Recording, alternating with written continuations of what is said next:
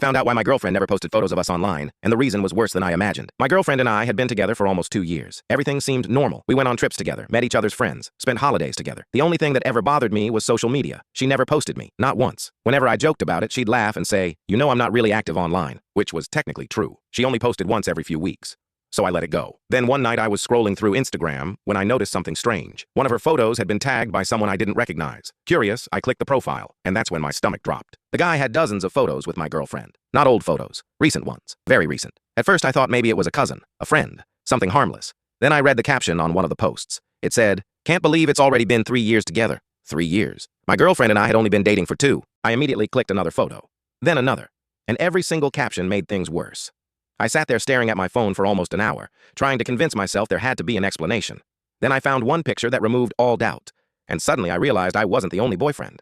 The photo was from 6 months earlier. My girlfriend was standing next to the same guy, both of them smiling, and in her hand was a card, one that read, "Happy Anniversary." At that point, there wasn't much left to figure out.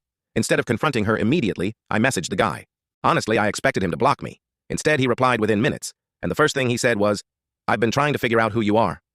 My heart sank. He already knew something was wrong. Over the next few hours, we compared dates, trips, photos, stories, and the truth became obvious. She had been telling both of us completely different versions of her life. Neither of us knew about the other. The next weekend, we met for coffee, not to fight, not to argue, just to compare notes. By the end of the conversation, we both reached the same conclusion. Neither of us wanted to stay. When she finally realized we knew the truth, she kept trying to explain. But some situations don't really have an explanation. A few months later, the other guy and I actually became friends. Not best friends, but friends. It's funny.